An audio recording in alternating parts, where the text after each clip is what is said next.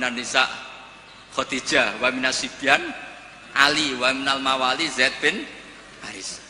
Karena ahli sunnah wal jamaah itu gak kepengen objektif tapi ngelamak.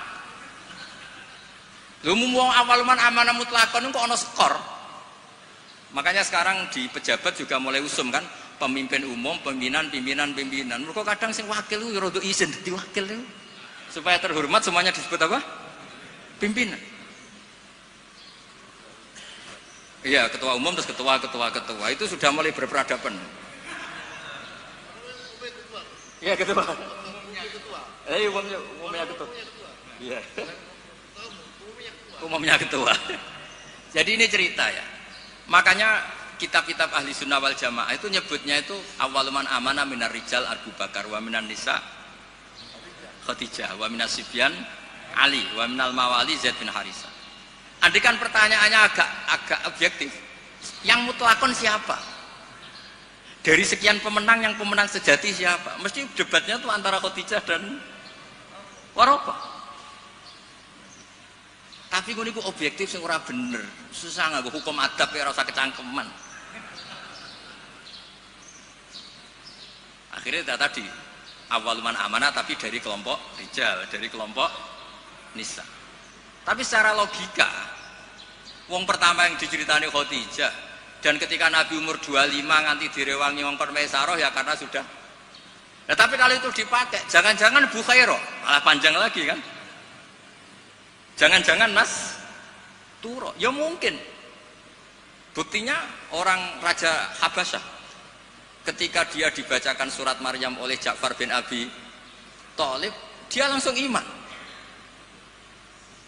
Inna hadza wa ma nazala ala Musa lamin miskatin wahidah. Ini dengan yang dibawa Musa itu dari mata air yang sama, dari sumber yang sama. Kemudian dia juga iman.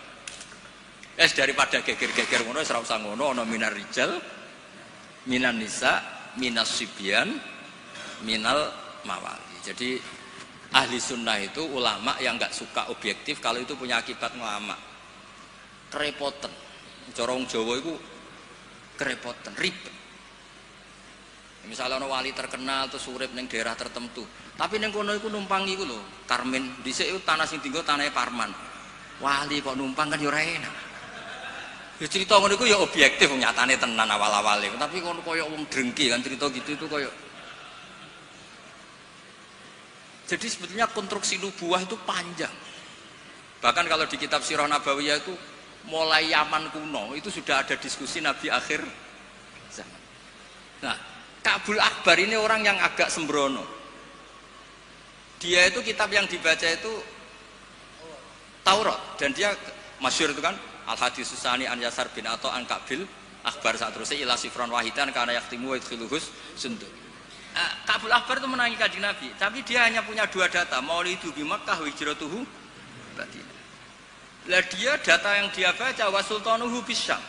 Sentral Islam nanti itu di Syam. Lah Ka'bul Akbar itu tidak menangi kemenangan Syam.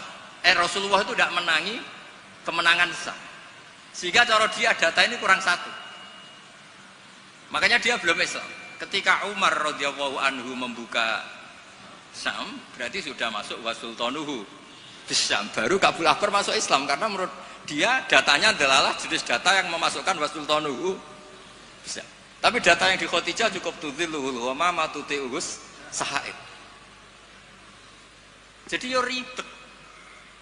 Tapi saya ulang lagi, tapi syaratnya Nabi tetap layak rok wa layak tub, supaya nggak ada ingin pelantikan, nggak ingin jaga citra.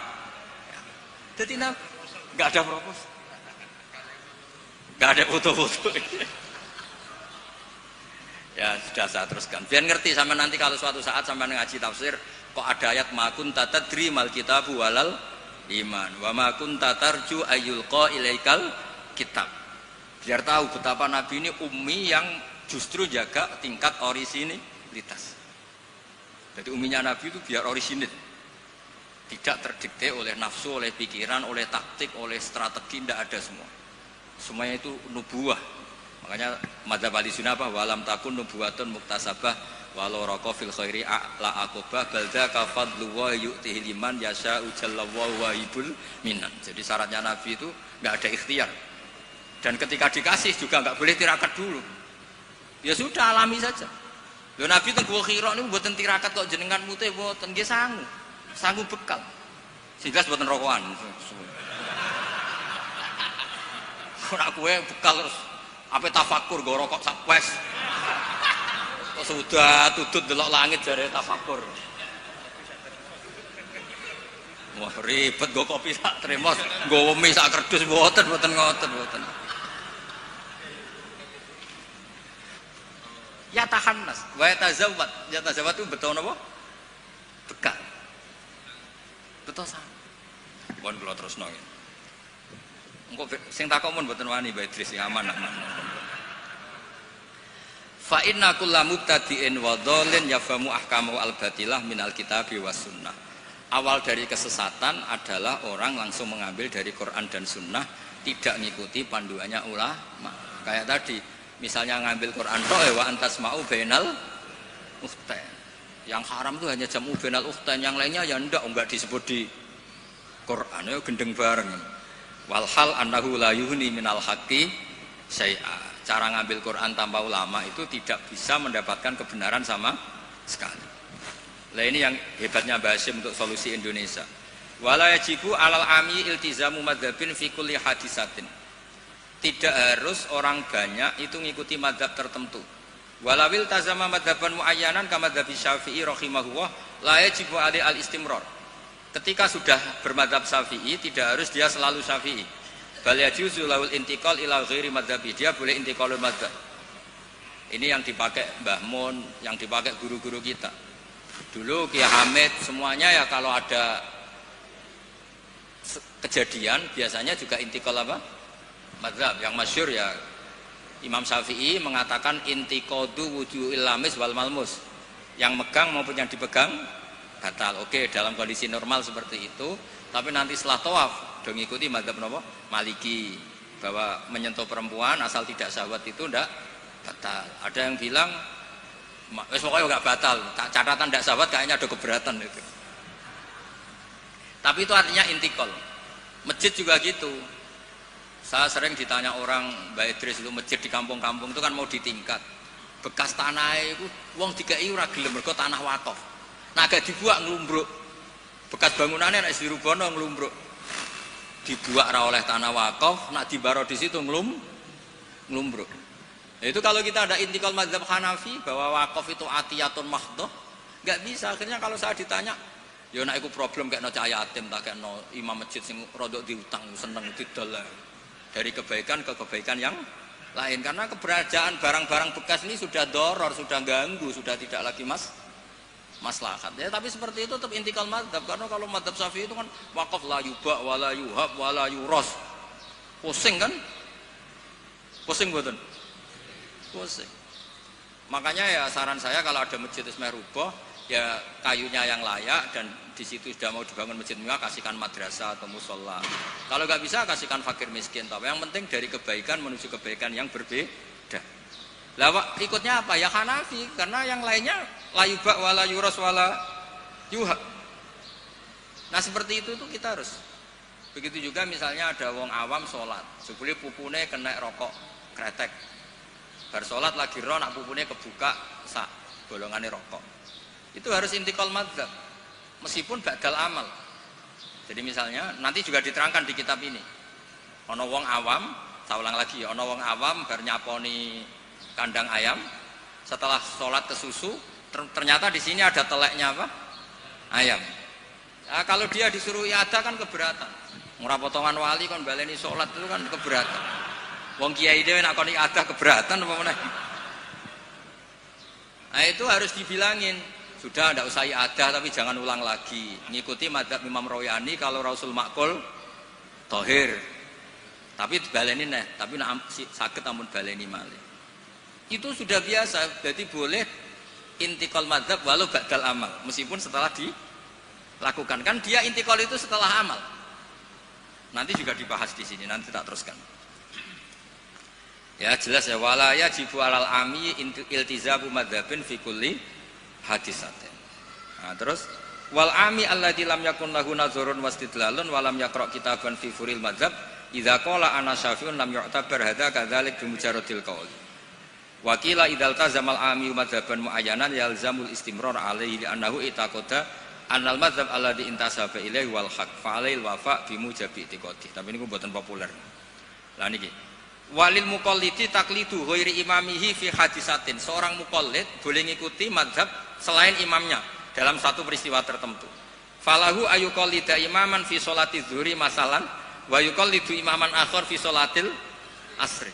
Lah terus beliau ngendikan wa taqlidu ba'dal amali jaizun. Taklid setelah melakukan amal itu boleh. Falau sholla syafi'iyun dzanna sihhata sholatihi ala madhabi. Summa tabayyana butlanuha fi madhabihi. Wa sihhatuha ala madhabi ghairihi falahu taqliduhu wa yaktafi bitilkas sholat. Enteng ya.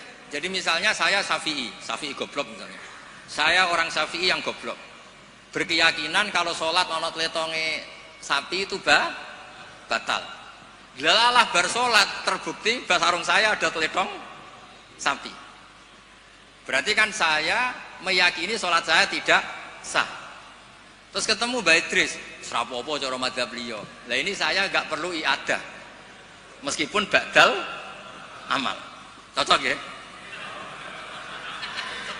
Lho, mboten iki dawuh bahasa mboten dawuh itu. Lho mboten sampean arep percaya sinaune neh maknane nggih. Wong kula mun narik kula sinaune kok kitab beliau. Gampang kan? Jadi taklid badal amal itu boleh. Jadi misalnya ada lego tanah wakaf yang maslahat. Kadang-kadang kan ada posisi masjid yang zaman Sunan siapa itu strategi.